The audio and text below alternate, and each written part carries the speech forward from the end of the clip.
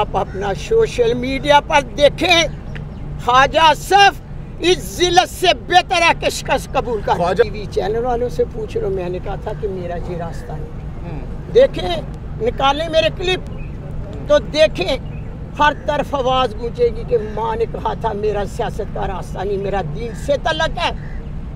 जब मेरा घर टूटा, मेरे सर से चादर उतारी गई, मेरे बाल घसीटे गए, मुझ पर तशद्दुद हुआ, पैरों पर शीशे मारे गए। मैं पूछती हूँ कि जब मेरा सियासत तल्लक नहीं था, मैं घरेलू खतून थी, घर की इज्जत थी, चार दीवारी की।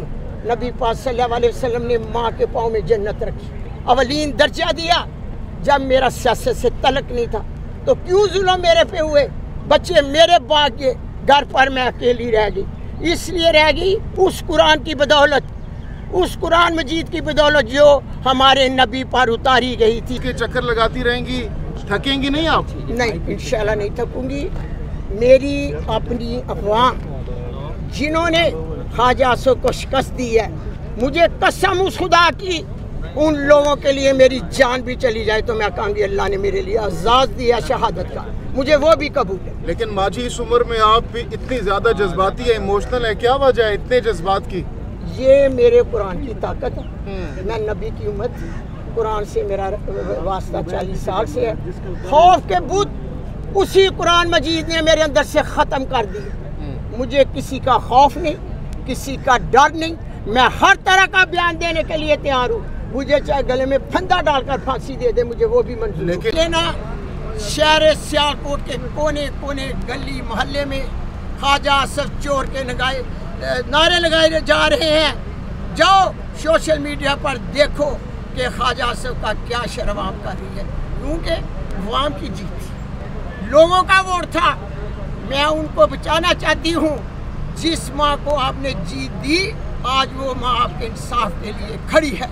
इंशाअल्लाह ताला मुझे उस कुरान पर भरोसा है, जिस पर मैंने हाथ रखा था, उस अल्लाह की ताकत से भरोसा है जो माँ जिहाद के लिए निकली।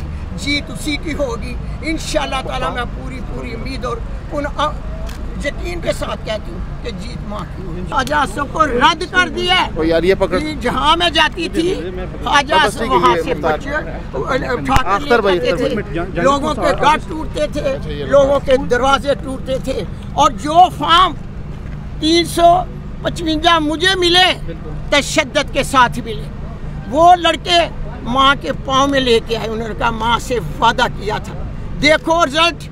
मेरे जो पास रिजल्ट है, एक रिजल्ट में भी ख्वाजा आसिफ की जीत नहीं, एक रिजल्ट में भी ख्वाजा आसिफ की जीत नहीं।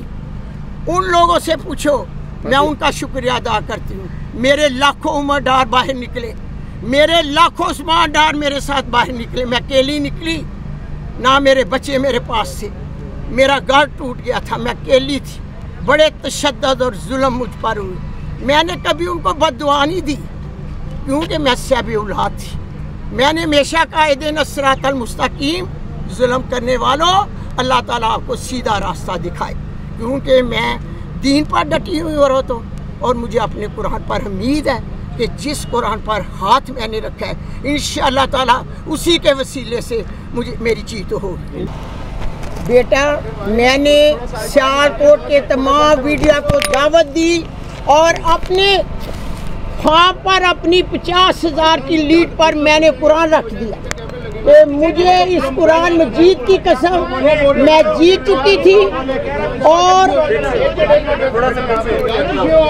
और आज भी मैं उसी कुरान पर फैसला लेना चाहती। ख्वाजा आसिफ को बुलाए, वो भी कुरान पर हाथ रखे, जिस कुरान पर मैंने हाथ रख कर कहा था कि मैं जीत चुकी हूँ। सारा इंटरनेशनल मीडिया मेरी जीत की ऐलान कर रहा है।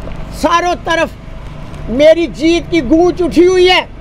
मुझे उस कुरान की कसम, आज मैं आई हूँ तो मुझे उम्मीद है कि मेरे नबी की उम्मत फैसला करने वाली मेरे उस कुरान को मद्देनजर रखकर माँ को फैसला दे, मुझे मंजूर होगा। इंशाअल्लाह ताला जीत हक और सच की होगी। पाकिस्तान जिंदाबाद। सहीफे आसमानों पर आए, जिब्राइल अलैहिस्सलाम लेके आए थे, और नबी पाक सल्लल्लाहु अलैहि वसल्लम ने कहा मुझे तो हिफज हो गया तो मैं अपनी उम्मत के लिए क्या छोड़ कर जाऊँगा। हेदिना सिरातल मुस्तकीम, एक रास्ता जहन्नत का और दूसरा रास्ता दोज़ख का।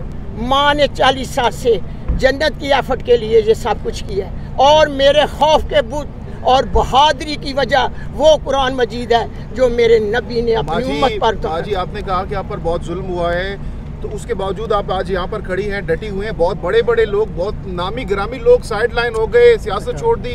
आपके अंदर इतना हौसला कहाँ से आया? क्योंकि मैं जीत चुकी हूँ। मैं क्यों हार तस्लीम करूँ? मैं जीत चुकी हूँ। उसी अदालतों के सामने मैं बताऊंगी अगर मुझे इजाजत दी तो मैंने कहा कि उसी रिजल्ट पर आज यहाँ इलेक्शन कमीशन ऑफिस में क्या बताया? मुझे टाइम मिला है, मेरे पास ओरिजिनल डॉक्यूमेंट्स है। मैं इतनी बहादुरी क्यों कि मैं जीत चुकी हूँ। अच्छा, मैं जीत चुकी हूँ, मेरे पास रिजल्ट है। हार नहीं मारेंगे आप? मैं किसी कीमत पर हार नहीं मानूंगी। आखिरकार वही कुरान और वही अल्लाह पर फैसला छोड़ूंगी तो दुनिया देखेगी उस कुरान की जीत को कि जिन्होंने जुल्म किया उस पर क्या कहना जरूर। राना डार साहिबा वो हुकूमत बना रहे हैं, मामलात हो रहे हैं, हो सकता है कुछ दिनों में वो असेंबली में बैठे होंगे, आप इधर अदालतों के चक्कर लगाती रहेंगी। आप फिक्र ना करें, आगे आगे देखे होता है। क्या करेंगी आप? मैंने कहा ना देखे क्या होता है। क्या करेंगी बताएं व्यूअर्स को। मैं बताऊंगी आखिरी हद तक क्या करेंगी। मेरी तो आखिरी हद तक कोशिश है। तो मैंने ये कुरान घाट से निकली थी और उसी कुरान की कसम देखना जो मेरे साथ जीती हुई हार कुछ कस्में बदलेंगे।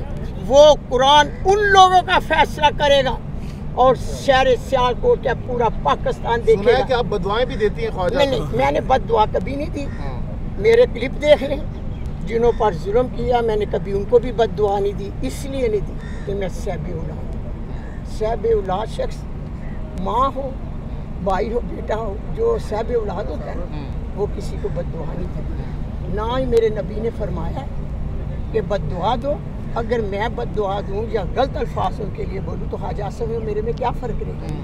मैं अपने कुरान पे डटी हूँ। आर्गू किया, लेकिन बदकिस्मती से जो हमारे साथ ये धांधली का खेल खेला जा रहा है, क्योंकि लीड हमारी बहुत ज़्यादा है, वो अभी तक कवर नहीं हो रही। और आरओ साहब को जो पिछली तारीख पे कोर्ट ने कहा था कि रिपोर्ट पेश करें, आरओ आज भी कोर्ट में रिपोर्ट पेश नहीं कर सका क्योंकि डिफरेंस इतना ज़्यादा है, वो कवर नहीं कर सका।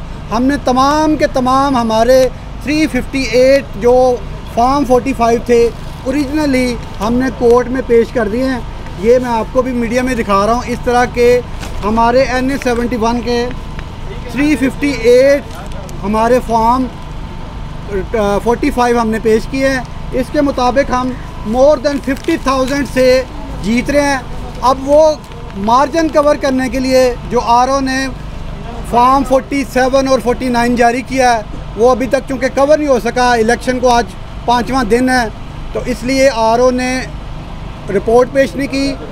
कोर्ट ने ऑर्डर किया है, नेक्स्ट 22 डेट है। इसमें आरओ को हमने रिक्वेस्ट की है कि आरओ इस तरह नहीं आएंगे। जज साहब से शोकाज की रिक्वेस्ट की है, वो इंशाल्लाह ऑर्डर आ जाता है। उम्मीद है कि जज साहब इसमें शोकाज भी करेंगे और आरओ 22 को रिपोर्ट देंगे कि वो कैसे इनके अलावा कैसे अपने फॉर्म 45 जाली बना के यहाँ पे रिपोर्ट पेश करता है। हमें उम्मीद है कि यहाँ से हमें इंसाफ मिलेगा इंशाअल्लाह ताला।